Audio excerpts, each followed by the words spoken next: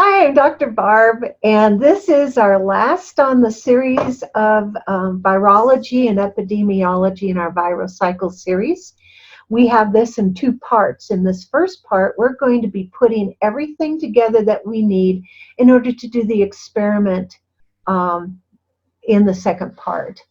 And so you'll need to get some supplies. You'll need to get rubber bands, 10 rubber bands. You'll need, if you want, there's the lesson. Oh, let me turn off this. I have it just as the intro. There we go. So you can see everything easily. And if you want, the lesson plan should be maybe not attached next to the video, but we'll have it someplace on the website. And you will need it because there is something that you need to copy.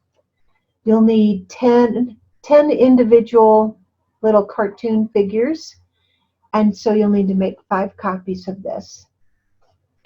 If you don't have a number cube or a die, there is one here. It's not as good, but you can use it and it should work. You just cut it out on the outer edge, and then the gray are for the tabs, and tape it together, and then just roll it to make sure that it's evenly balanced. You might need to add tape to sides, the upsides, until it becomes balanced. Let's see, what else do we need? We need 10 plastic spoons. You need your art supplies. I'm just using markers. You'll need a pair of scissors.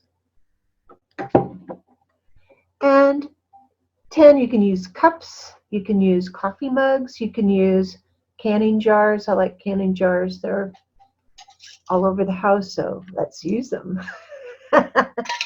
Okay, and you don't need the lid, you just need the canning jar. So the first thing you want to do, there are 3 things that we need to do to get ready. And the first thing is you need to come up with 3 family members. I picked my eldest brother, Ed. I picked my father and my mother. It can be any 3 members. And you need to pick 6 friends. And you, oops, let me hold this up again. You want to cut this in half, and there's a little box around each one. So you cut it in half, and then, oops, I've turned it upside down. Oops, silly me. There we go. And then you can see right here is a place where you can put their name.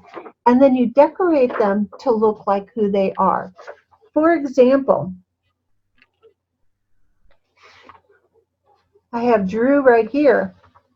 And okay, you can see this is an exact likeness of him. Not really, but I tried to make it look as much as possible like him. And that's me. I do wear glasses. I just don't when I'm doing the recording. And I have this crazy curly hair. And then the other person who's helping on this is Stephanie. And she has this little cap that she likes to wear. So I put her in her cap. And you pick the other people, your friends and family members, and you color them to look like who they are. So you have their names and who they are. And so what you're going to do now is you're going to stop, pause this video, and get your 10 friends and family members drawn and cut out into the little squares and labeled. And then we'll come back and I'll show you what to do next. Okay, so pause here. All done? Did you get all 10 of them done? Excellent. So this is where you need your jar or your cup. And what you're going to do is you're going to put each one of your friends on the jar or the cup with a rubber band. And you want to use a rubber band rather than tape because your parent will be needing to take this off to reset it after each experiment, because you'll be running this experiment a total of 10 times, 5 times for COVID-19 and 5 times for I had a hiccup, seasonal flu.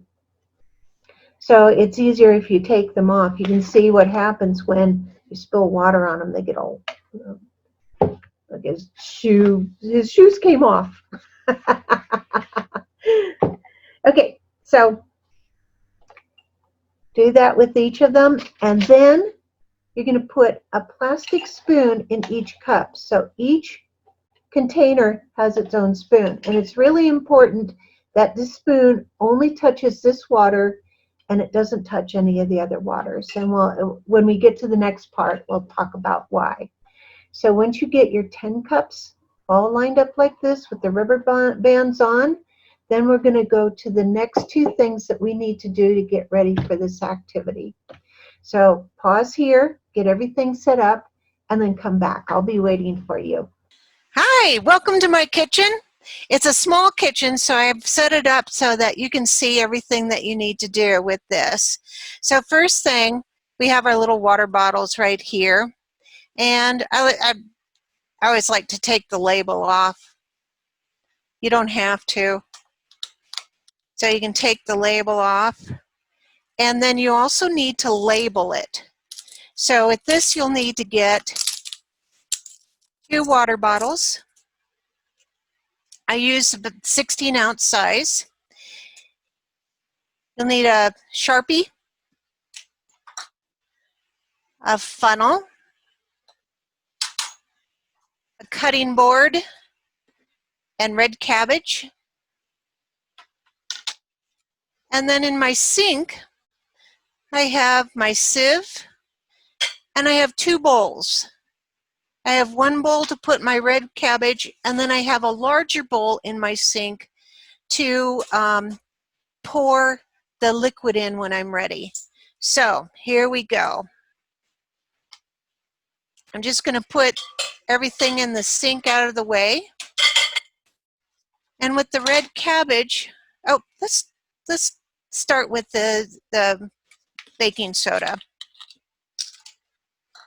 Okay, so here I have my bottle. I'm going to label it baking soda.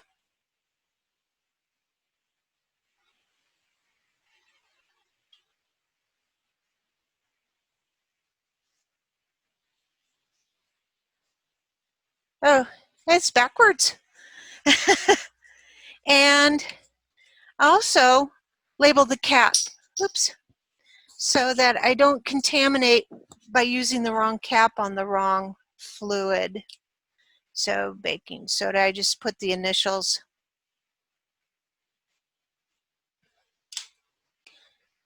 Now if you put the funnel in and get really wobbly, see, so what I do is I put it in the sink,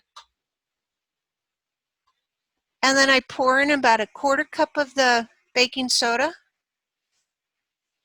Now remember, there's baking soda and baking powder, and we want the baking soda. Okay, so you can see I put in about a 1/4 cup of the baking soda, and now I want to put in the water.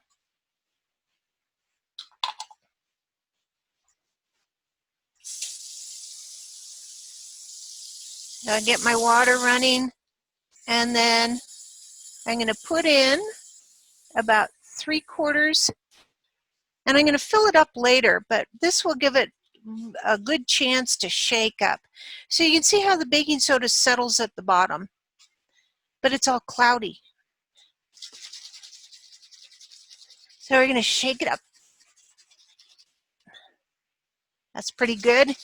Shake it up. Now what's going to happen after we're done is it's going to settle down. The baking soda will settle down to the bottom, but it leaves some of the baking soda in the water, the part of the baking soda that's gotten dissolved into the water. Top it off so that we have a full bottle of baking soda, water. And I'll just set this to the side, and we'll let it sit there for a while. Now, you have baking soda in here. Not a lot, just a little bit of the powder. So what you want to do, I've moved my bowls off to one side so the water's actually just going into the sink. And I want to rinse it out thoroughly because I don't want any of the baking soda in with the cabbage juice. And we'll be using the funnel later for the pouring the cabbage juice into the bottle too.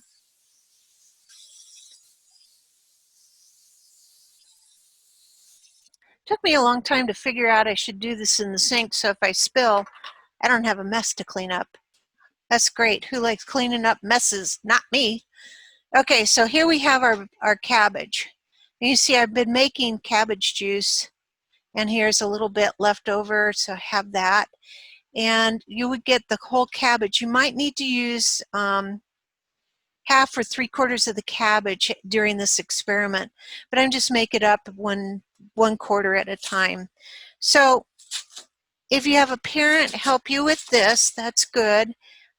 If you're old enough, they can teach you how to hold it so that you don't cut yourself. If not, they can do this and then you can tear it up with your fingers, and that works too. Now you have the stem. I'm going to cut the stem off because there isn't any red in the red cabbage in the stem. But I have all this that has the red in it. So what I want to do, I'm going to pull the camera a little closer. Hopefully you can see it a little better. There we go. So you can tear it into pieces, little tiny pieces. And what you're going to do is put your pieces into your smaller of the two bowls. You see I'm making it small. The smaller the better, because the smaller it is, the more red that you're going to get out of the cabbage into your juice. And if you're working on it with the knife, then you can just cut the pieces up with the knife, and you want to cut them up small. More surface area to get the red out. I just thought it was funny. It looks purple to me, and they call it red cabbage. And what's really cool about red cabbage is it actually changes color if it's in an acid or a base. I mean, how cool is that? And we'll put together a little video on doing an acid-base experiment using red cabbage juice. If you have extra, you can do some more fun things with that. So you can see I'm making little tiny pieces of cabbage.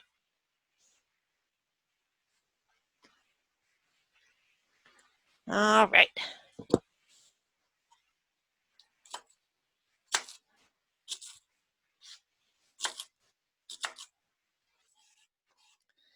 All right, I'm on the last piece. Cut it up.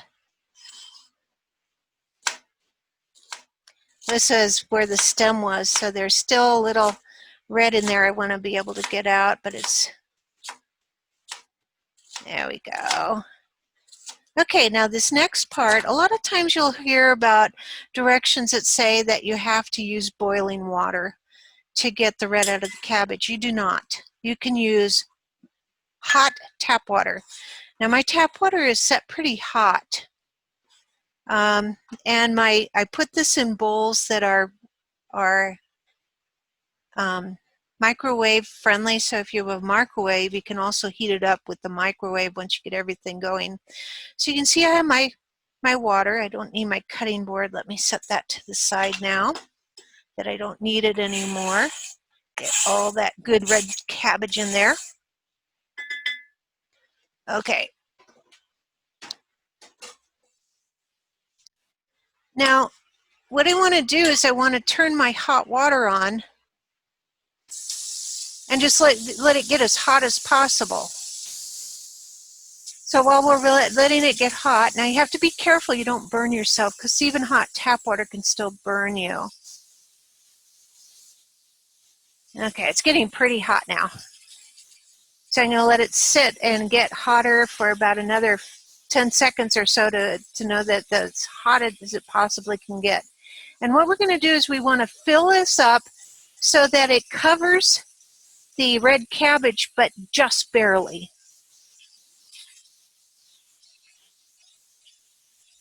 Okay, here we go.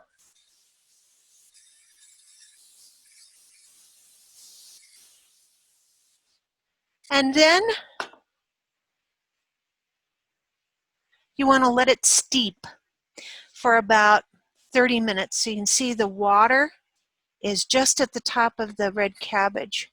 And what I'm going to do is I'm just going to let it steep And put my camera down a little bit so you can see it a little bit better. So as time goes by, we pretend that it's 30 minutes. And if you're feeling it, it's like, oh, this is getting cold, you can actually put it, because I used a microwave safe bowl. I can put this in and I can heat it up for a minute or 2 minutes and get the water really hot again. Be very careful. You might even have an adult take it out of the microwave for you, because it will be boiling, because there's not a lot of water in there, but there's enough. Okay, so we're just going to pretend that our cabbage juice is about this color. This is after 30 minutes. So you see I made a nice strong color there.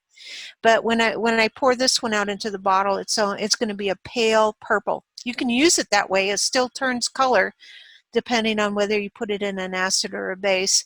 But you can see here's my baking soda water now. There's some at the bottom, so it did settle out, but now it's clear.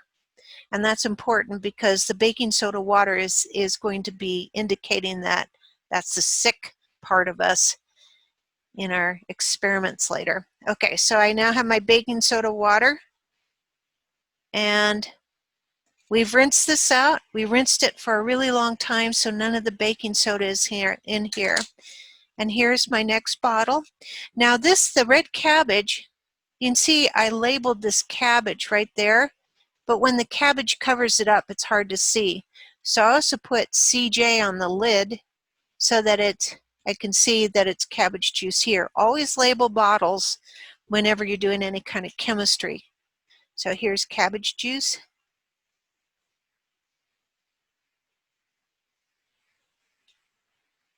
And then same up here, where I label the lid so that I know that I only put the CJ lid on top of the cabbage juice. Now, same as before, I want to set this in here. Oops. Easier to fill a bottle up if it doesn't have a lid. And that way, if it spills over, I don't have to worry about cleaning up a huge mess. Oh, what am I doing? We don't do that yet because we have all our cabbage that's soaking in the cabbage. All our water is soaking in the cabbage, so we first need to strain it. So I have my strainer and I have my bowl. And I'm going to put the camera up so we can see this next part. So hang on while I move my camera.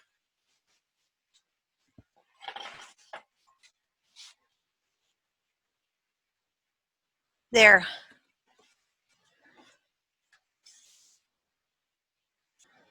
Put it back a little bit so you can see here is my strainer. I have the big bowl right below it. I need more hands. I just set it in the bowl. It has a little rim on it. If you don't, you might ask somebody to help you hold it in there. And then I'm going to pour it. And I'm doing it in the sink, so if I spill, I don't have a mess to clean up. Okay.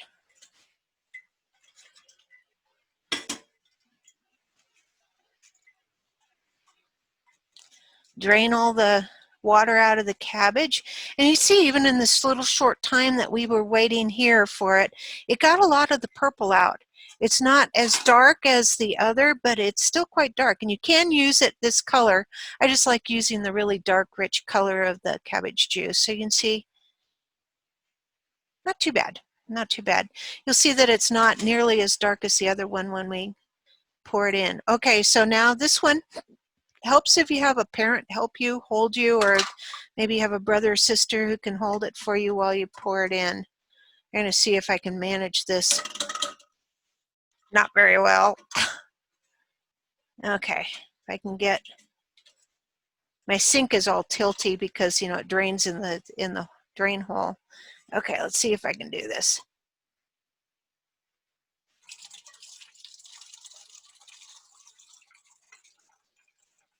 Okay. And you see there's our cabbage juice. And I would pour the rest of it in. It's just, this is what we have. And there we go. And that's all there is to it. Now there's one more thing I wanted to show you, and this is pretty cool. Okay, so here I have my cabbage juice, and I have my baking soda. What happens when you put the two together? Let me get a cup out.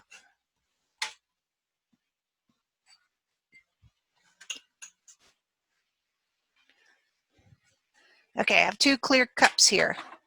And in one, what I'm going to do is put some of my baking soda in. Oh, I'm going to set the camera back up the other way. Okay. So let's add some baking soda in one.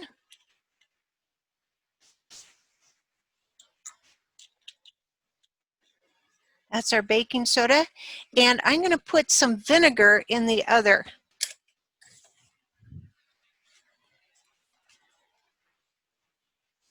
This is just white distilled vinegar. Now looking at the two, you can't tell which one's which. But vinegar is an acid and baking soda is a base. So if we add a little bit of our red cabbage juice, looks purple.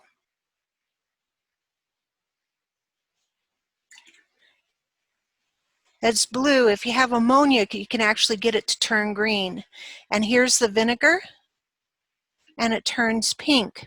So it changes color depending on if it's in an acid, in a base, or neutral. And it can get to green when you even have a stronger base. So it's very cool stuff. All right, the next video will be our last video on viral cycles, and this is the one where you will see how disease can be spread from one person to the next, a common cold, the flu, or even COVID-19. So until then, I hope you have a great STEMming adventures.